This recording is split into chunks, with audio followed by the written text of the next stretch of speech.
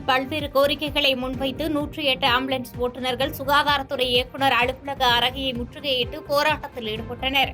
புதுச்சேரி சுகாதாரத்துறையில் புதுச்சேரி, காரைக்கால், ஏனாம் பகுதிகளில் 63 108 ஆம்புலன்ஸ் ஓட்டுநர்கள் பணிபுரிந்து வருகின்றனர். 10 முதல் 16 ஆண்டுகள் சுகாதாரத்துறையில் பணிபுரியும் இவர்களை பணி நிரந்தரம் செய்யப்படுவார்கள் என்று சட்டப்பேரவையில் முதலமைச்சர் ரங்கசாமி தெரிவித்திருந்தார். அதன்படி தங்களை பணி நிரந்தரம் செய்ய வேண்டும், காலியாக உள்ள 45 ஆம்புலன்ஸ் ஓட்டுநர் பணியிடங்களை நிரப்பிட வேண்டும், ஊதிய உயர்வு, போனஸ் வழங்கிட வேண்டும் உள்ளிட்ட பல்வேறு கோரிக்கைகளை வலியுறுத்தி 108 ஆம்புலன்ஸ் ஓட்டுநர்கள் சுகாதாரத்துறை இயக்குநர் அலுவலக அறையின் வாயிலில் அமர்ந்து முற்றுகை போராட்டத்தில் ஈடுபட்டனர். அப்போது அவர்கள் தங்களின் கோரிக்கைகளை வலியுறுத்தி கோஷங்கள் எழுப்பினர்.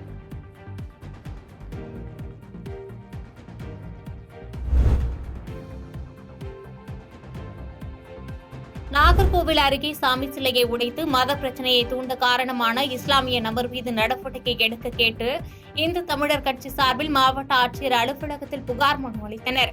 கன்னியாகுமரி மாவட்டம் களியக்காவிளை பேருந்து நிலையம் அருகில் அமைந்திருக்கும் சிவசுடலை சுவாமி சிலையை அடித்து உடைத்து சேதப்படுத்தி மத பிரச்சனையை தூண்டும் விதமாக ஈடுபட்ட இஸ்லாமிய மதத்தை சார்ந்த அக்பர் பாதுஷா என்பவரை கைது செய்ய கூறியும் இது சம்பந்தமாக களியக்காவிளை காவல் நிலையத்தில் இந்து தமிழர் கட்சி மாவட்ட தலைவர் ராஜன் புகார் அளித்ததின் பேரில் அவர் மீது முதல் தகவல் அறிக்கை மட்டும் பதிவு செய்துள்ளனர்.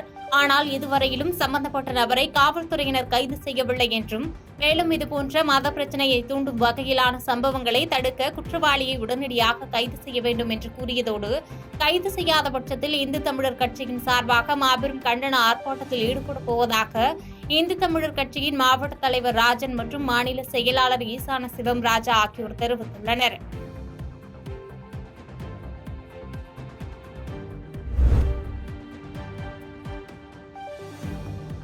தென்காசியில் கள்ளசாராயத்திற்கு எதிராக அதிமுக ஆர்ப்பாட்டம் நிறைவடைந்த நிலையில் திடீரென பேருந்தை மறித்து சாலை மறியலில் ஈடுபட்டவர்களை காவல்துறையினர் குண்டுகட்டாக தூக்கி கைது செய்தனர்.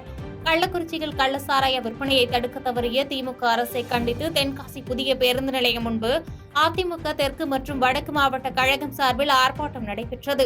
ஆர்ப்பாட்டம் நடைபெற்று நிறைவடைந்த நிலையில் அதிமுக தகவல் தொழில்நுட்ப பிரிவை சார்ந்த 20க்கும் மேற்பட்டோர் திடீரென பேருந்தை மறித்து போராட்டத்தில் ஈடுபட்டனர்.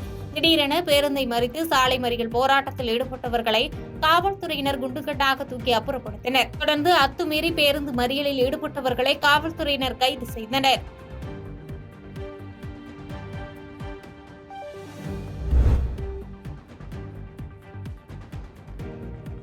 மதுராந்தகம் அருகே குடிநீர் கிணற்றின் சுற்றுச்சுவர் இடிந்து தரைமட்டமானதால் குடிநீர் விநியோகம் பாதிக்கப்படும் அவலநிலை உள்ளதாக சுற்றுவட்டார பகுதிகளைச் சேர்ந்த மக்கள் அச்சத்தில் உள்ளனர். செங்கல்பட்டு மாவட்டம் அச்சிறுபாக்கம் அடுத்த சிறுபேர்பாண்டி ஊராட்சிக்குட்பட்ட கள்ளியங்குளம் கிராமத்தில் சுமார் 300க்கும் மேற்பட்ட குடும்பங்கள் வசித்து வருகின்றனர்.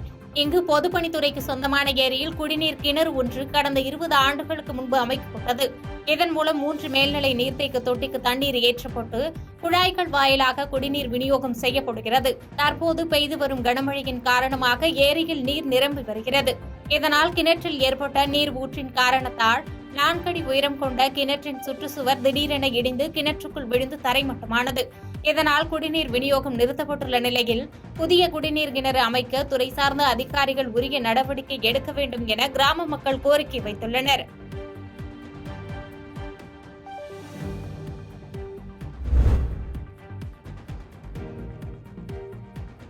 தேசிய அளவிலான சிலம்பம் போட்டியில் தமிழக மாணவர்கள் வெற்றி பெற்று அசத்தியுள்ளனர். சென்னை சோழிங்கநல்லூர் அடுத்த செம்மஞ்சேரியில் தேசிய அளவிலான சிலம்பு போட்டிகள் நடைபெற்றது. தனியார் பல்கலைக்கழகம் மற்றும் லிங்கம் சிலம்பு பயிற்சி மையம் இணைந்து நடத்திய இந்த சிலம்பு போட்டியில் கேரளா, கர்நாடகா, ஆந்திரா, மகாராஷ்டிரா, தெலுங்கானா உள்ளிட்ட மாநிலங்களில் இருந்தும், திண்டுக்கல், கோயம்புத்தூர், சேலம் உள்ளிட்ட பல்வேறு மாவட்டங்களில் இருந்தும் 100க்கும் மேற்பட்டோர் கலந்து கொண்டனர். இதில் தமிழகத்தை சார்ந்தவர்கள் தேசிய அளவில் முதலிடமும், புதுச்சேரியை சார்ந்தவர்கள் 2ஆம் இடத்தையும் தட்டி சென்றனர். மேலும் வெற்றி பெற்ற போட்டியாளர்களுக்கு சோழிங்கநல்லூர் சட்டமன்ற உறுப்பினர் அரவிந்த் ரமேஷ் பதக்கங்களை வழங்கி பாராட்டினார். பாதகம் செய்பவரை கண்டால் நாம் பயங்கொள்ளலாகாது பாப்பா, மோதி மிதித்து விடு பாப்பா, அவர் முகத்தில் உமிழ்ந்து விடு பாப்பா.